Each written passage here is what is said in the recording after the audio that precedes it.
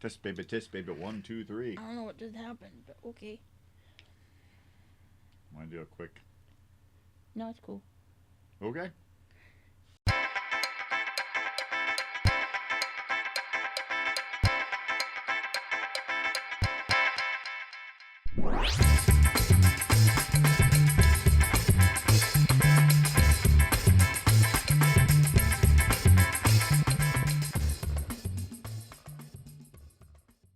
Hey everybody, welcome to SequelCentric, where we take a look at follow-ups in the media to see how they stack up against their predecessors.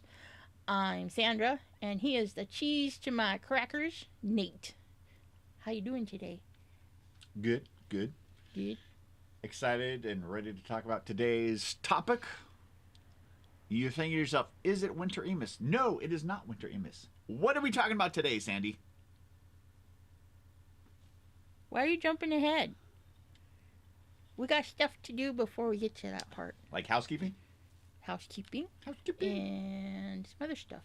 Excellent. So, before we do any of that, let's welcome our newcomers as well as our tried and true regulars. And don't forget to hit that like and subscribe button as well as the notification bell, because you don't want to miss out on any new videos or rewatch or listen to some of your favorites like Will It Sequel Willow. That didn't sound good at all. Well, let's sequel the Willow series on Disney Plus, or our 50th episode discussing 50 films that should be on your movie bucket list. Thanks for having my back, Nate. No problem. Let's head on over to some housekeeping. Housekeeping. Where's your binky?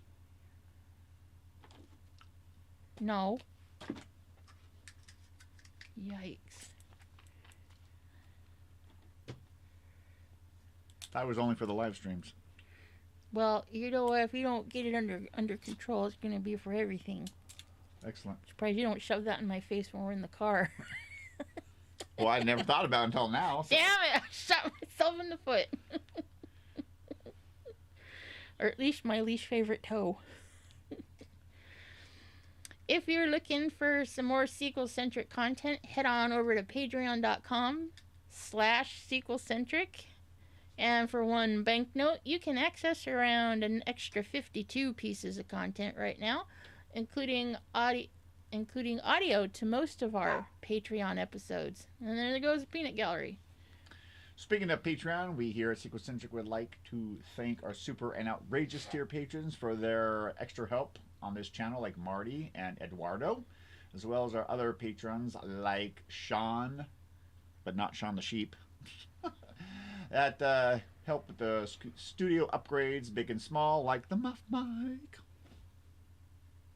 I would also like to give a special shout out to my coworker Nicole, who bought me lunch at Urban Plates the other day. What? Grilled chicken, mashed potatoes, gravy, and charred broccoli. Why are you letting girls buy you lunch? She was hungry, and Daniel blamed Daniel. Daniel didn't want to go get lunch. He wanted to take a nap in his... Oh, that's okay then. Okay. Thank you. What was her name? Nicole. Anyone... Hello! I know, it's all me. Anyone at the super and outrageous tiers gets to pick a sequel movie or a spin-off, like Shaun the Sheep, for us to review. Your dog's being a bully. Big news there. Let's roll. Today's topic is a spiritual sequel to the Rankin and Bass movie shorts of old, Wallace and Gromit: A Grand Day Out. What's your history with this franchise, Nate? Well, wish we had something to display on the back, but, you know, we got the old Rankin and Bass, but my history... We could have got some Wallace and Gromit, but no, somebody wanted Mario Kart 8. Gotcha. Loser! Let's go, Ace. Loser. My buddy Jamie introduced me to Wallace and Gromit. Their first 3 shorts on VHS back in the early 90s, and I like stop motion animation. I like British humor, so it was a hit with me. What's your history with the Wallace and the Gromit? I was introduced to it between you and Jamie, and when we went and saw the first feature film in the theaters, Curse of the Were-Rabbit. And but that's another episode. So that kind of got me into it, and then I think that's when I think Jamie had pulled the VHS tapes out, and I got to see the other episodes. So Might have had it on DVD by that point. might have, yeah, I don't remember. Curse of the Were was early 2000s. Yeah, Doesn't matter. it was a long time ago. Let's head Let's move on into some film facts. Excellent. And a little summary for this animated short. Here are the film facts. Released December 24th, 1989 in the UK, followed by the US release on the 18th of May of 1990. Directed and created by Nick Park. Written by Nick Park and Stephen Rushton. Yes. Rushton. Music by Julian Knott. The budget for this little animated short was £11,000, or the equivalent of $13,115 US dollars. The runtime, 23 minutes. Wallace and Gromit run out of cheese around tea time, and Wallace has a little meltdown. No cheese! No cheese! No cheese! They head for the moon to solve their dilemma. Interesting way. Hey, let's not go down to the corner market to get cheese. No, let's go to the moon. What should we do this afternoon? Build a rocket, go to the moon. Let's not be drastic or anything.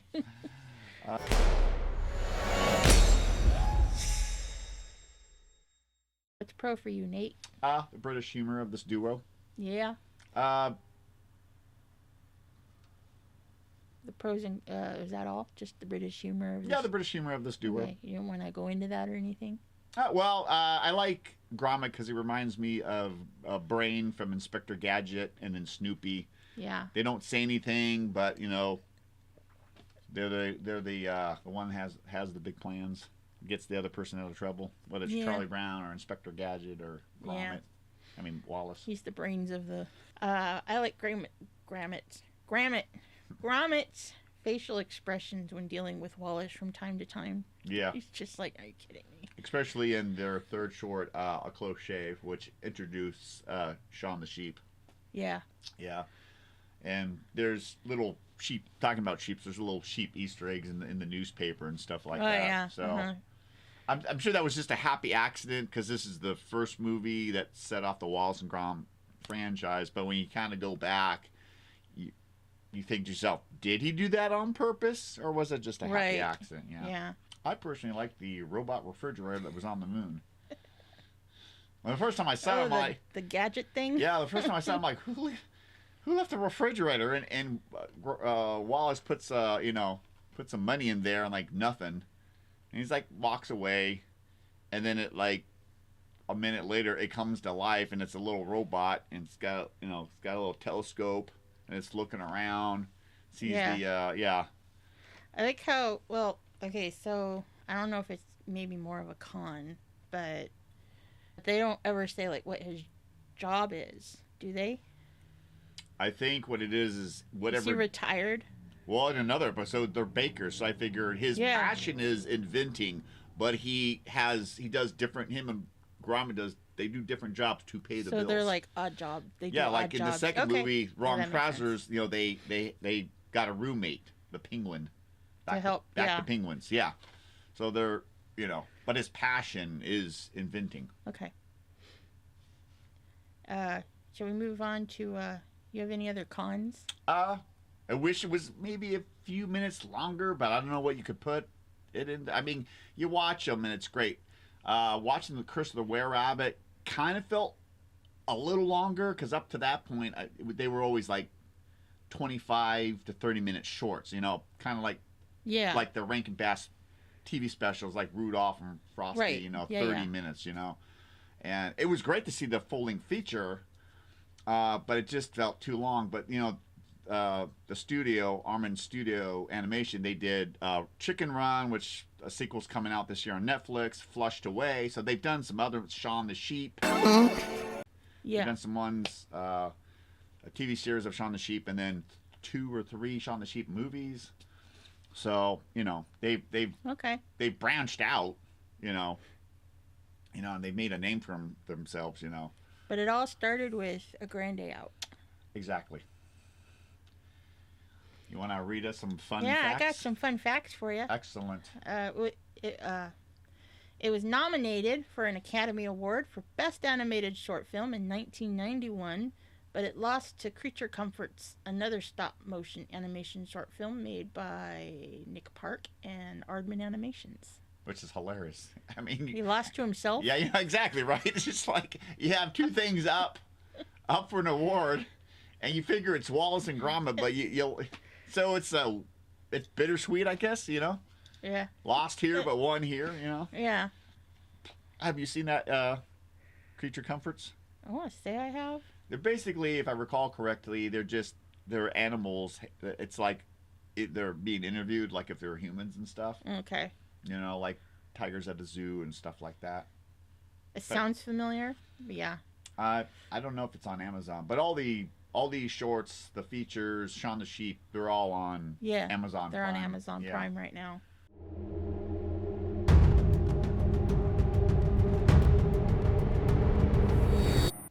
So, Nate, does this movie sequel for you?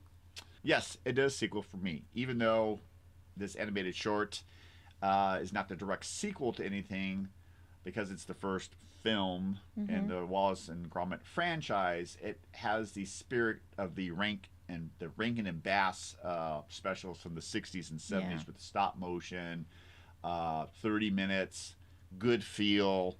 I mean, it's really a good feel animated short. What about this? Does a sequel for you? I would agree in that it's not a direct sequel to because it is the first in their franchise, but it does. It's like almost like I don't want to say evolution of stop motion animation, but it's kind of like the next step. So in that spiritual sense, it's successor? spiritual. Yeah, it's a successor. So yeah, it does for me. Well, how would you rank? You're gonna get it. How would you rank it on the SequelCentric scale there, Nate Dogg? I would definitely put it in the watch it category. Sorry. I would definitely. How would I rank it on the SequelCentric scale? I would definitely put it in the watch it, must watch it. Unless you're a stop motion animation enthusiast, then definitely buy it for your library. But for the average person, if you like all that stop motion stuff like Rudolph, even like Tim Burton's The Nightmare Before Christmas, it's a definite watch it. What about you? Where would you rank it? I think I'm right there with you. Definite watch it.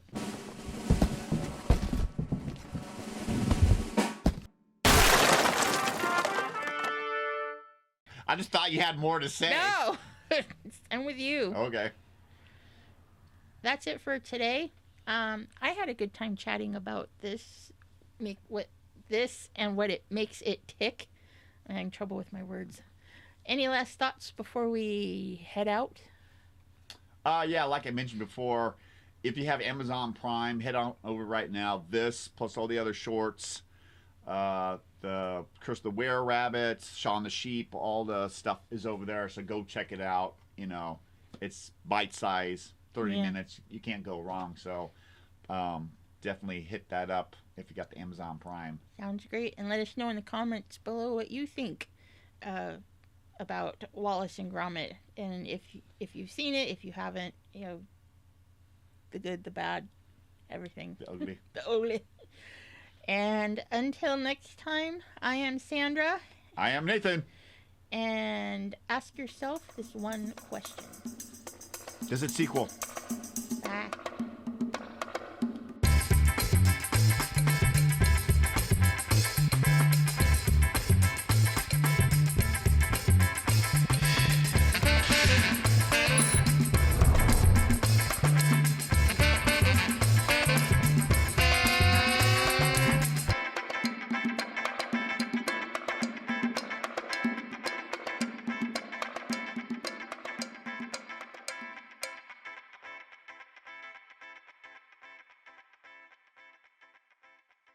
as well as our tried and true regulars. And don't forget to hit that like and subscribe button.